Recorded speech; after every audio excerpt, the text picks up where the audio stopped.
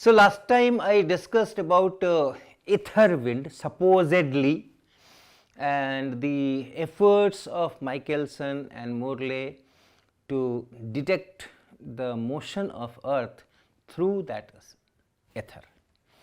And the apparatus I had already described schematically. You have a glass plate, semi transparent, in fact half silvered mirror you can say. So, a glass plate, and then we have a beam coming in, reflecting from the glass plate.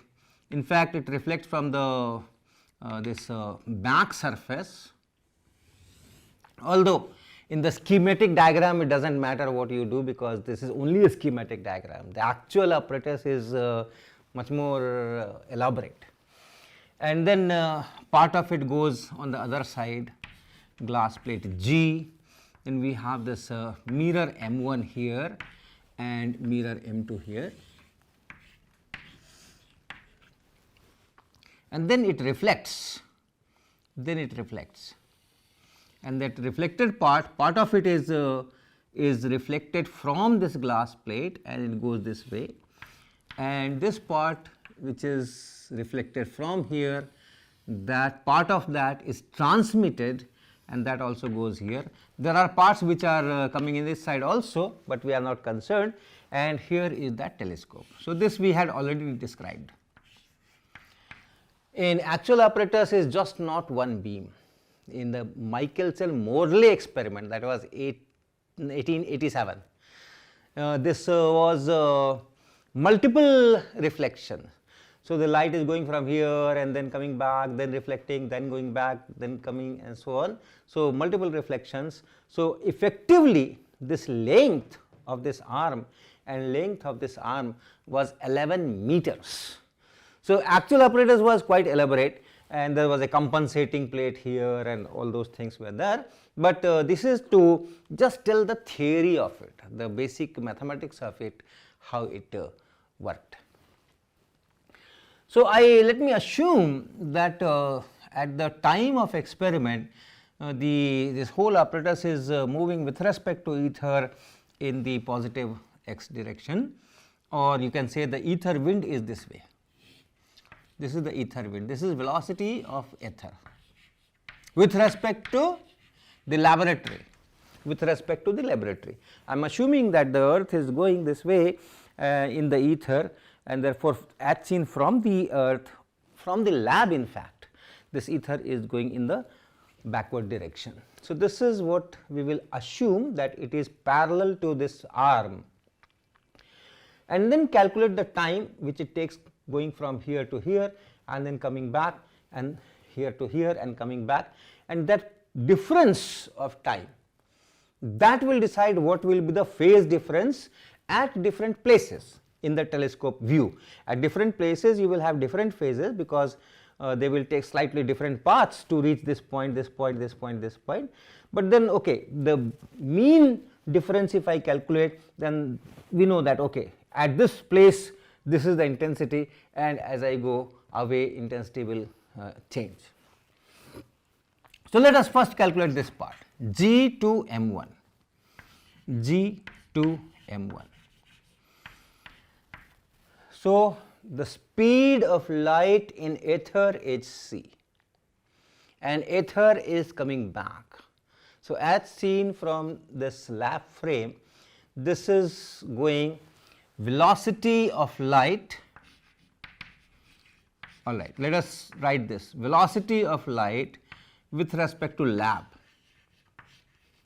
is equal to velocity of light with respect to ether and plus velocity of ether with respect to lab. This is the relation if you have two frames and then you are looking at the velocity of certain object from those two frames, how are they related. So, this is the kind of relation, at least in 1887 this was the relation. We will see that in relativity this relation has to be reinterpreted, but let us take this classical view. So, in this case what happens?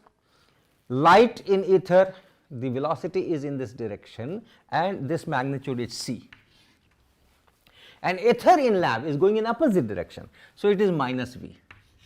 So, that is the velocity of light in lab. So, how much time does it take? If this length is L1, the time taken, let us what do I call? Let us say T1A. This is from G to M1. That time will be L1 divided by C and minus V. Then light is reflected and goes from M1 to G. This time light is going this way, in the ether frame also it is going this way, and ether is also flowing in the same direction. So, if I use the same equation here, what do I write for this path, for this return path?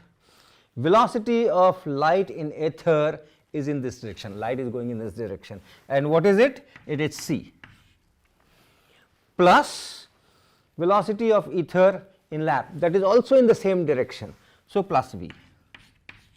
So, this velocity of light in lab will have this magnitude and it is of course going towards left.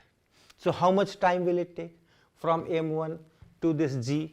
That will be L divided by C plus V. So, okay, now this is, now let us call it T1, total path, total time G to M1 and back. So, that is this much, and this is C square minus V square here, and then 2 L C here, and that is 2 L by C and 1 by 1 minus V square by C square. So, it is almost that river swimmer problem that you must have solved when you were class 11, that if the river is flowing and a swimmer goes in water down the stream and then reverse upstream and downstream, how much time will it take, is that same problem here. So, it takes this much of time. Now comes this path G to M2, G to M2. Once again the same story, this is our general relation, and this time you have to do some vector addition because the two velocities are not along the same line. So, velocity of light in ether is something, you add velocity of ether with respect to lab, and then you should get velocity of light in lab. So, velocity of light in lab is from G to M2. So, in the lab frame, let me draw this diagram here.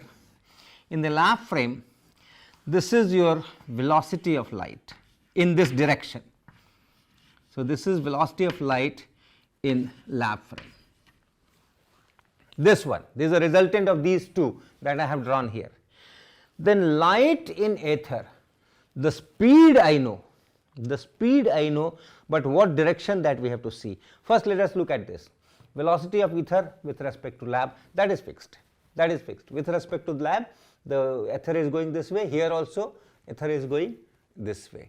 Hence this part let me draw, this part will be like this, this is velocity of ether with respect to lab. Then if I know this resultant, if I know one component here, one part here, where should be the other part, where should be this, so that this plus this gives me this, that other part must be like this, something like this. If I draw this here, let us say this is V here, this is that small v here, and then the other part must be of this type. This should be velocity of light with respect to ether. and this is velocity of light in lab. Okay, check once again. This is the standard relation, and this I am writing here in this diagram. Velocity of light with respect to lab. So, velocity of light with respect to lab, it goes straight from G to M2, G to M2. So, this is the direction and some magnitude, let us say capital V. So, this is this part which should be sum of these two. Velocity of ether with respect to lab is here, V in the backward direction, it is already there. Therefore, this must be slant, this must be inclined, so that this plus this gives you this, that is the parallelogram law of vector addition. So, this is the diagram. And velocity of ether in lab, that magnitude we know, that I am writing V. Velocity of light in ether, that magnitude I know, that magnitude is C. So, this vector, this magnitude is C, this magnitude is V. Then very easily you can say what is this capital V from this parallelogram. So, if this is V, in this parallelogram this will be V, this line this will be V, and this is hypotenuse, and therefore, you can use the relation V is equal to square root of C square minus V square. This capital V is equal to the C square and minus V square square root. So, V is equal to this much. So, relative to lab, with respect to lab, the speed of light should be this much. And how much distance it is moving from G to M2? If I call it M2 L2, then that T2 is equal to, the first part is L2 divided by capital V, and that is L2 divided by square root of C square minus V square. It is only one part, it is going. Now, coming back is the same story. Only thing that this diagram will be inverted. So, in the lab, the direction is M2 to G. So, this arrow will be inverted. This is our resultant, this one. This V is already there. So, this V is already there, and this capital V should be resultant of this one and this one. Okay. So, that is the velocity of light in ether, and therefore, its magnitude is C, and this is velocity of ether in lab. So, this velocity is V, and once again capital V is C square minus V square square root, and hence it will take the same time coming from there to there. So, T2 is this much. And after G to the telescope, that is same path for each of the two. So, the time difference at the center of this telescope, that crosswire where you set the mean position here, that time difference of these two waves reaching here will be T2 minus T1 or T1 minus T2, that is 2 times L2. This you can also write 2 L2 divided by, let us take this C here, C, and then 1 by square root 1 minus V square by C square. So, 2 L2 by C, 1 by square root 1 minus V square by C square, and then minus 2 L1 by C and 1 by 1 minus V square by C square.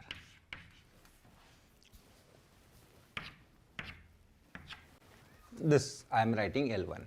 So, this is the time difference, and if you look at the time period, one time period means a phase change of 2 pi. So, this much of time one can calculate what is the phase change. So, if this is delta t,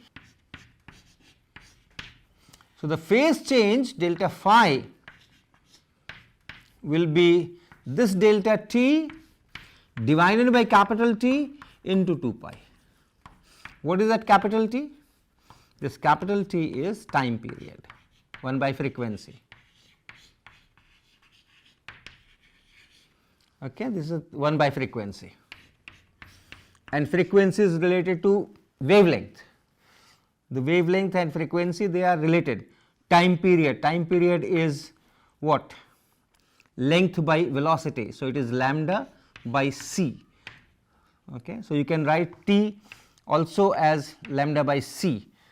So that you can write here and bring everything in terms of lambda also if you so wish, because lambda is better known, 500 nanometer, 600 nanometer wavelength of light. So you can write it in terms of that also. So this is delta T and divided by capital T, which is lambda here and c here, and into 2 pi. That is the phase difference, delta phi. So what? So what? Let the velocities be different this side and this side. What you are going to see is just a fringe pattern. Depending on this value, at the central position may be bright, may be dark, and in bright also middle of the bright or slightly away from that. So those things will be decided, but then from this you cannot get what is this V and difference in velocity in the two arms, that you cannot get.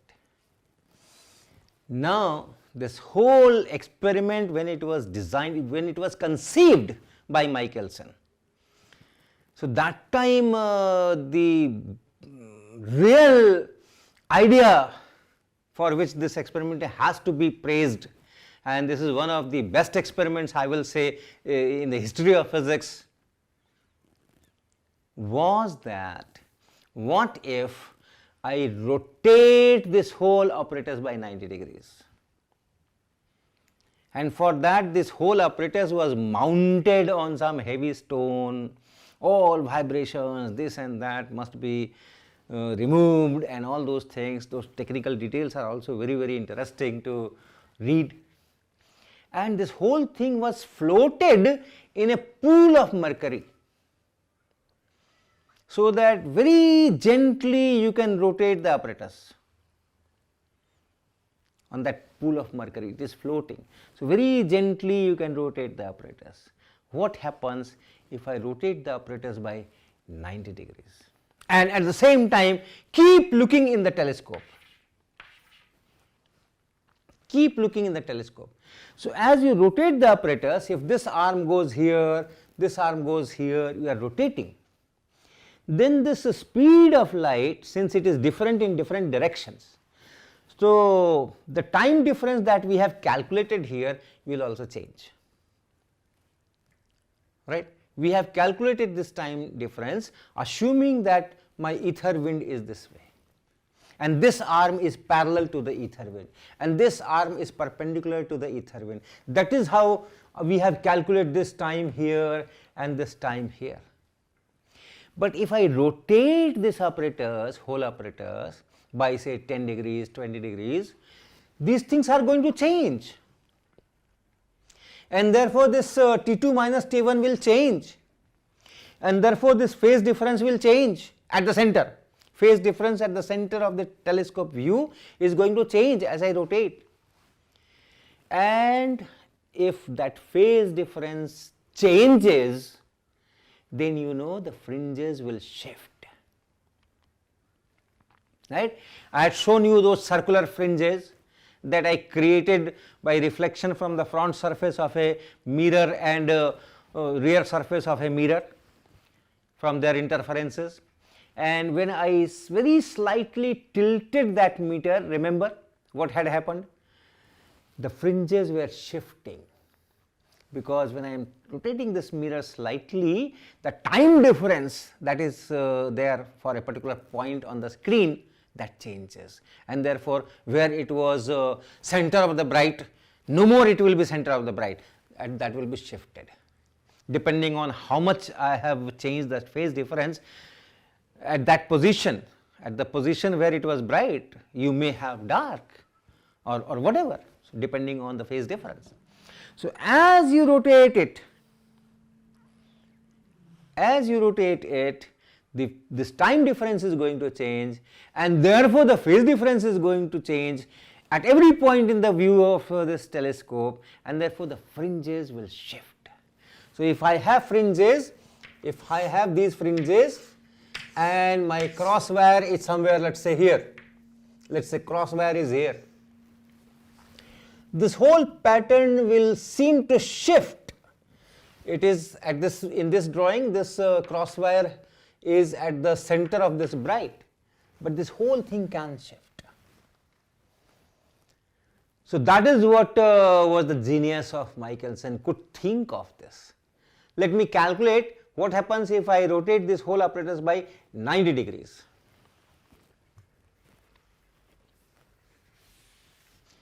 So after rotation, what will happen? This arm becomes perpendicular to the ether wind, and this arm will become parallel to the ether wind. So it will be something like this. This is rotated, so this glass plate will be like this now, and your beam is coming from below. This whole thing is rotated. Just think, this beam is coming from below. Then this part has gone this side, so a part of it is reflected, a part of it is reflected. So that is this M2, that is this M2, and part of it is transmitted, that is this side, this has come there, and then you have M1. So this is M1, 90 degree rotation. So what will be now T1, T2 minus T1, this, what will happen to this? Very simple, very simple. The first arm G to M1 and back, this was G to M1 and back, and this is G to M2 and back.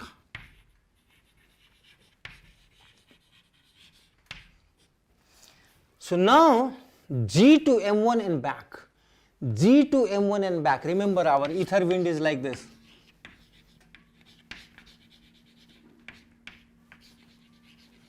Now this is perpendicular to the ether wind, so T1 will be G to M1 and back, and the velocity in this direction will be given by the square root of c square minus v square. So velocity for this one will be given by square root of c square minus v square. So if I write T1, remember this is GM1, so this length is L1. So if I write T1, it will be T1 is equal to 2 L1 by C, and then 1 by square root 1 minus v square by c square. So the speed of light is given by this, but then the length travelled is L1 plus L1, so it is this. And similarly T2, light going from G to M2 and back, light going from G to M2 and back, that is T2. So T2, this is parallel to the wind, this is now parallel to the wind, this length is L2. So it will be this expression with L1 replaced by L2. So this will be 2 L2 by C, and then 1 minus v square by c square. And now you can write what is T2 minus T1. So T2 minus T1 now is 2 L2 by C, 1 by 1 minus v square by c square, and then minus 2 L1 by C and 1 by square root of 1 minus v square by c square. And what you see is that this T2 minus T1 here and this T2 minus T1 here are different. Here you have 2 L2 by C, 1 by 1 minus v square by c square. Here you have 2 L2 by C, 1 by square root of 1 minus v square by c square, and similarly here it is different. So this T2 minus T1 and this T2 minus T1 are different. So as you rotate, T2 minus T1 is changing, delta phi is changing, because delta phi is just this T2 minus T1 divided by time period, and then 2 pi or c times this T2 minus T1 by lambda into 2 pi. So delta phi is changing, and if delta phi is changing, fringes will shift. For Michelson-Morley experiment in 1887, which was a much improved version of his experiment in 1881, where Michelson himself did the experiment. In that Michelson and Morley experiment, the length L1 and L2, they were equal and 11 meters. So it is not that 11 meters at 11 meter distance there was a mirror M1 and 11 meter M2, but as I said earlier, multiple reflections. Multiple reflections, so effectively the arm length increased to 11 meters. And the light he used was some oil lamp or something. So the wavelength, mean wavelength where the crosswire was there, the wavelength was about 550 nanometer or so, 550 nanometers or so. So one can put all those values here. One can put all those values here and then calculate how much is the difference between delta phi and delta phi prime. This delta phi prime is this T2 minus T1, that is delta t, and divided by capital T and into 2 pi, which is same as this one, C times this delta t, this new delta t, t prime, divided by lambda into 2 pi. So the change in delta phi prime and this delta phi in Michelson-Morley experiment, when you put all these things, lambda 500 nanometer, L1, L2 11 meters, and from there if you calculate how much should be the fringe shift. Remember, if your phase difference changes by 2 pi, one full fringe will be shifted. That means this bright will come here. If this is center of the bright, one fringe shift means this will come here. So from there one can calculate how much fringe shift should be there. So if I have this delta phi prime and delta phi, this is the change divided by 2 pi. If this changes by 2 pi, one fringe shifts. So this is the number of fringe shifted. And in Michelson-Morley experiment, assuming that this v ether velocity is 30 kilometers per second, and then L1, L2 and all those things, this calculated part was 0.44. These many fringes have to shift. What do I mean by these many? 0.44. If it is 0.5, then this center of the dark will come here. The fringes will shift so that the center of the dark will come here. That is 0.5 fringe shift. So 0.4 or 0.44 means not right at the center, but the dark fringe will come here. So that is the expected fringe shift. But the observed fringe shift was almost within experimental error. The accuracy of this apparatus was such that a shift of 0.01 fringe could have been detected, and the observed fringe shift was of that order, 0.02, 0.03, like that. So that is what is called failed experiment or null result, that they could not observe any significant fringe shift during the rotation of this apparatus. Now there can be many things that we should question. First assumption is, in the beginning, I assumed in all this calculation, in the beginning one of the arms was parallel to the ether wind, but I do not know where the ether wind is, what direction the ether wind is. So that is one. But then if the ether wind is horizontal and is to start with, my arm is not parallel to that, but I can always do the experiment again with new starting orientation. After all, my operators can be rotated on Mercury pool. So, you can start with one orientation, you do not see anything, start with some other orientation, start with some other orientation, start with some other orientation. In some case it will be parallel. So, that is one. Even if it is not parallel, these calculations will not be there, but then some fringe shift will be there if there is an ether wind. So, that was one thing. Second thing, we are putting V equal to 30 kilometers per second to get this number. So, we are assuming that ether is at rest with respect to sun and earth is moving 30 kilometers per second with respect to sun, and therefore, earth is also moving 30 kilometers per second with respect to ether. That is also only assumption. Maybe the ether is not at rest in sun's frame. Earth is going at 30 km per second in sun frame. Ether is also going at 30 km per second with respect to sun. In that case, the velocity of ether in ground will be 0. So, this V will become 0, and if this V becomes 0, then does not matter which orientation you are, the speed of light will be same. So, that is also a possibility.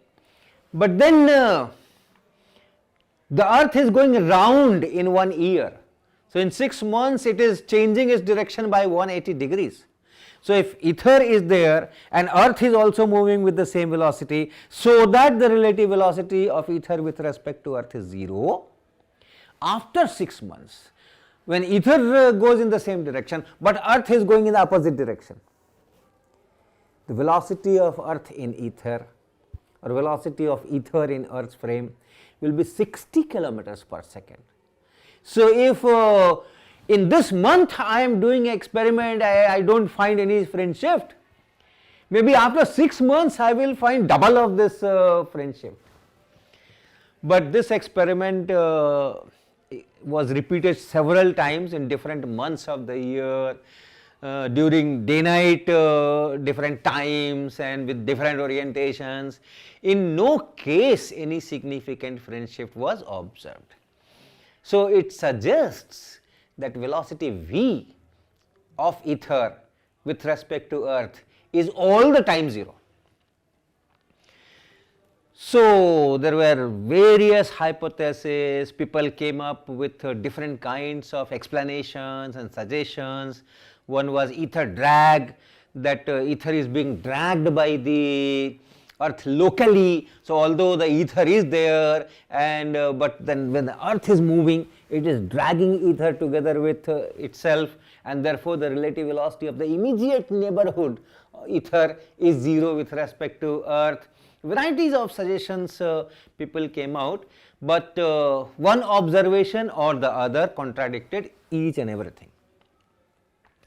Most famous is that Lorentz-Fishgard contraction hypothesis, that in the direction of motion the lengths contract by a factor, and therefore, the length which is parallel to the ether wind, that contracts. The length which is perpendicular to the ether wind does not contract. If you take that, then yes, then the two times are same, the speed here, the time taken here and here, lengths are different, the speeds are different, but then the time taken will be same. So, that hypothesis was also very good, but somewhere some problems were always there, and that is where Einstein came up with a neat and clean solution, that forget ether. Forget ether, there is no ether, and light travels at speed c in all inertial frames. Why ether was needed? Because light is a wave, and if light travels at some speed 3 into 10 power 8 meter per second, then you must have some particles, vibrations of which will carry this wave. So, and then the speed of light in ether frame and non-ether frame, all those questions arose.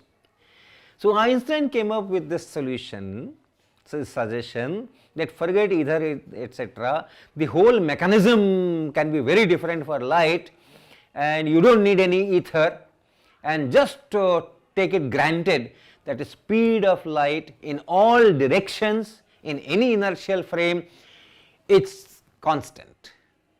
So, that is that second postulate, constancy of speed of light. So, next time we will talk more about the first postulate, the principle of relativity.